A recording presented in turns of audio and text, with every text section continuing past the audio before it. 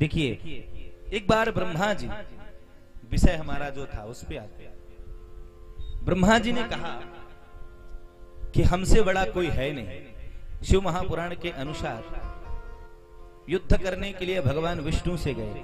विष्णु ने कहा आपकी कुछ मति ठीक ठाक है कि नहीं? तो कहे नहीं नहीं, यहाँ पे तुम लक्ष्मी के संग बैठे हो, बाहर आओ युद्ध करना। कहे युद्ध करोगे? कहे बिल्कुल करेंगे। और दोनों में युद्ध छिड़ जाता। जब युद्ध छिड़ जाता है तो देवता लोग दर्शक बन करके आते हैं। पहले तो बड़ा आनंद आता है, आप देखते हैं ना, जब कोई झगड़ा करता है तो बहुत अच्छा लगता है। ऐसे देवता लोग भी हैं। तो पहले आए और युद्ध को देख सारे देवता लोग दर्शन करने लगे युद्ध का।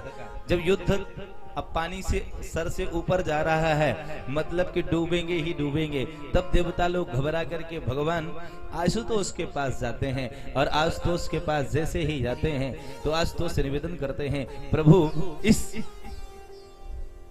भयावह दृश्य पे प्रलयकालीन युद्ध हो रहा है, इसे बचाइए प्रभु, नहीं तो हम सबकी मृत्यु हो जाएगी और हम सब रह नहीं पाएंगे। जब ब्रह्मा और विष्णु स्वयं आपस में लड़ गए तो हम क्या करेंगे? तो वहां से भगवान शिव जी आकर के देखा दृश्य को, और दोनों के मध्य से युद्ध कर ही रहे थे।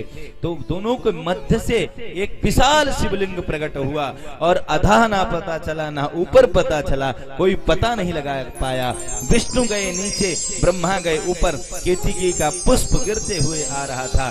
दोनों ने आपस में कन्विंस कर लिया, मतलब झूठ का सहारा ले लिया। और केतकी के पुष्प ने कहा कि ठीक है, मैं बता दूंगा कि हम लोग पता लगा करके आ गए। और ब्रह्मा जी आकर के आशुतोष भगवान से झूठ बोल दिया, क्या तुम ऊपर का पता लगा पाए? कहे बिल्कुल लगा लिया हूं।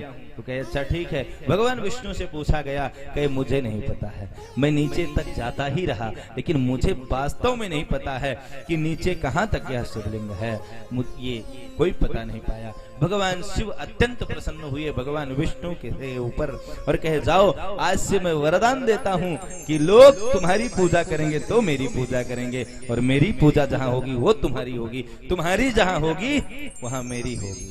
तो राम शिव दोही मम दास कहा बा, सो नर मोहि सपने होने भावा।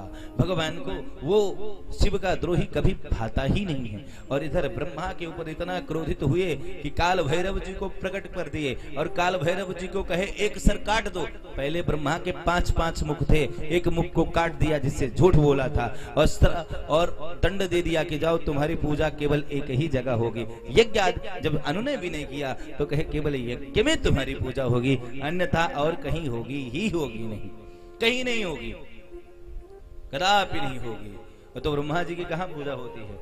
जब आप अनुष्ठान कराते हो तो ब्रह्मणे नमः विष्णवे नमः करते हो, अन्यथा उनके याचना करने पर। और यहाँ आकर के हमारे काल भैरव जी के ऊपर भगवान शिव अत्यंत प्रसन्न हुए। काल भैरव जी आकर के पिशाच मोचन जी में आके तपस्या करते हैं, और ब्रह्म हत्या जो है उन्हें लगी थी तो ब्रह्म हत्या दूर हो गई। और भगवान शिव इतने प्रसन्न हुए, कहे यदि हमारा कोई दर्शन करता, ये सही है क्या भाई, बनारस में बैठा हूं तो सोच समझ के तो बोलना पड़ेगा ना।